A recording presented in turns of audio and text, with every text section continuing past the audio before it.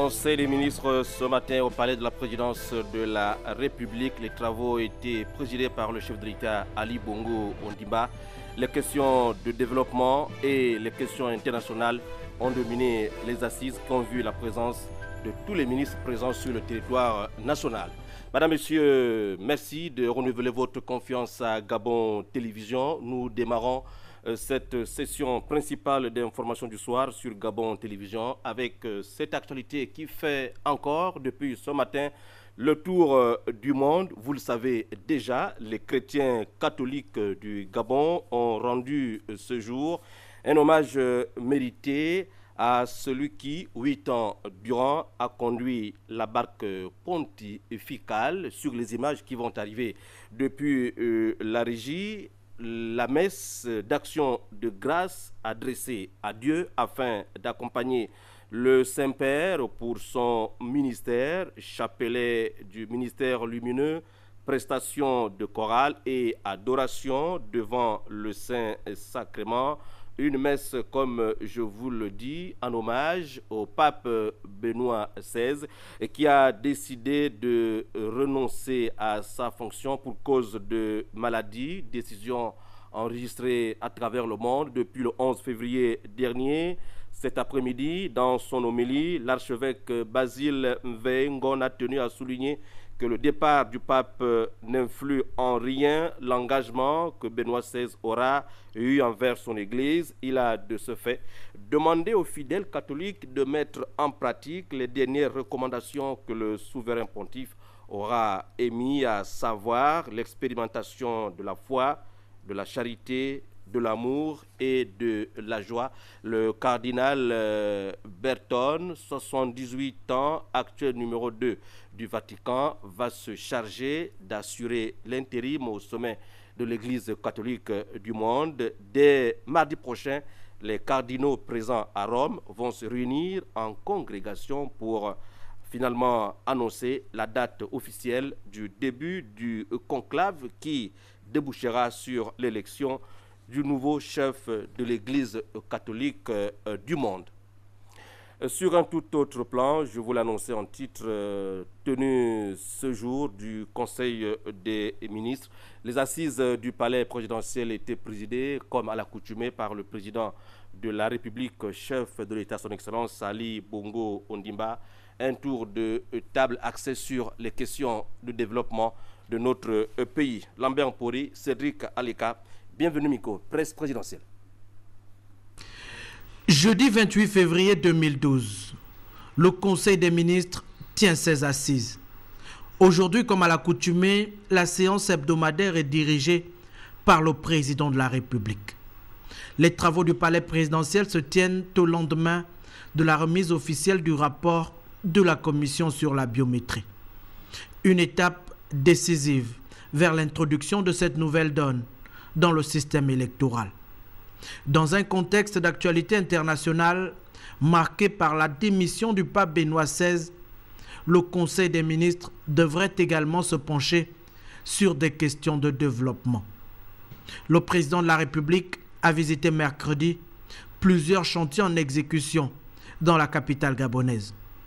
Une visite surprise qui a permis d'apprécier les avancées du projet de logement en particulier. Sur le front social, la tendance est à la décrispation du climat. Dans leurs discussions, partenaires sociaux et gouvernements prônent l'apaisement et privilégient davantage l'intérêt national. Le tour de table de ce jour devrait certainement déboucher sur des mesures à forte connotation sociale, en attendant le communiqué final à l'issue des travaux. Un conseil des ministres qui s'est déroulé en présence de toute l'équipe Raymond donc Sima qui vient de passer ses 365 premiers jours. Les suites de la visite surprise du chef de l'État hier à travers Libreville, l'enjeu du développement, vous le savez, a valu cette énième sortie sur le terrain qui est en fait révélateur de la méthode Ali Bongo Ondimba. Bienvenue Minko. Journée de travail au pas de course pour le chef de l'État. Dans ces conditions, surtout pas de costume. Fidèle à sa méthode, le président de la République a revêtu son casque de sécurité pour constater lui-même l'état d'avancement des chantiers. Ce qui est important, c'est qu'on ne soit pas à l'arrêt. Mais maintenant, vous connaissez malheureusement mon tempérament, où je suis quand même un homme assez pressé. Donc, je voudrais accélérer un petit peu certaines choses. Le message est clair. C'est ici sur le terrain, au plus près des chantiers en exécution, que le discours de la méthode Ali Bongo Ondimba trouve son originalité. Dans un pays engagé dans des projets structurants d'envergure, le numéro 1 de la nation veut se rassurer de la fiabilité de l'œuvre. Morceau choisi. Écoutez, les travaux sont prévus de finir d'ici la mi-juillet. Pour les aiguiller sur la qualité, l'échéancier. Vous pouvez le terminer quand? Alors on prévoit normalement de terminer ça pour, normalement c'est juin 2014, mais je crois qu'on essaie de faire en sorte de terminer pour avril. La méthode est payante. La CAN 2012 l'a bien révélé.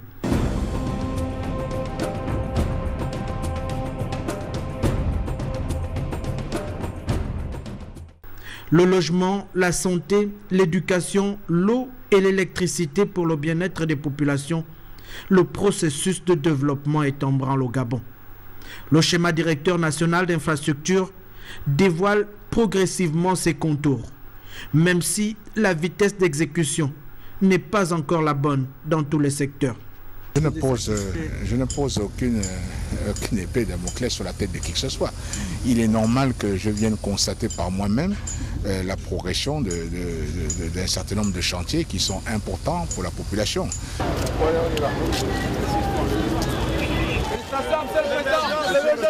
Une chose est sûre, personne ne connaît ni l'heure ni le jour.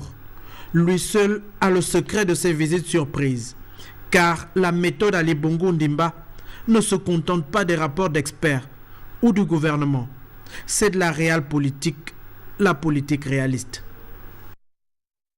Et le développement de la route est une priorité des priorités du chef de l'État Ali Bongo Ondimba. La route Fougamou-Mouila démontre aujourd'hui tout l'engagement du numéro 1 gabonais de faire du Gabon un pays où les usagers circulent décemment en toute saison. Voici les travaux de la route Fougamou-Mouila qui se sont déroulés sous le contrôle du ministère gabonais des investissements, de l'aménagement du territoire et des travaux publics.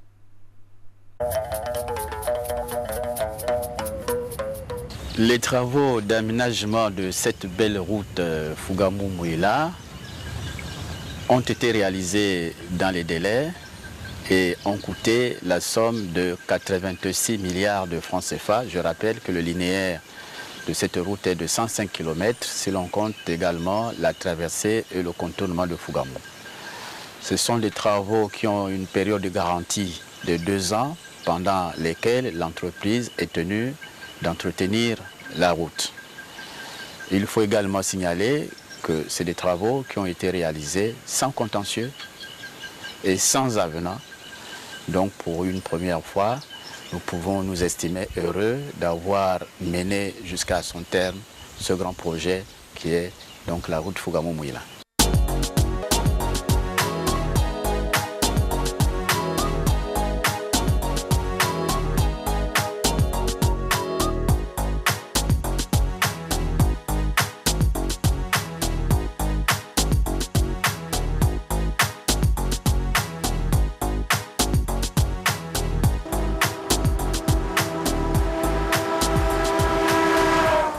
Au regard des nombreuses faiblesses que présentait cet axe routier, il convient de dire que cette nouvelle route arrive à point nommé, tant elle va permettre d'améliorer les conditions de circulation et d'échange entre le sud et le reste du pays, notamment Libreville, la capitale.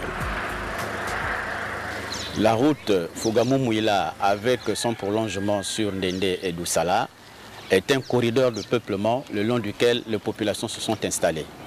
Mais elle est également un corridor de communication et d'intégration régionale car elle constitue un segment très important de la route transafricaine Yaoundé-Brazzaville.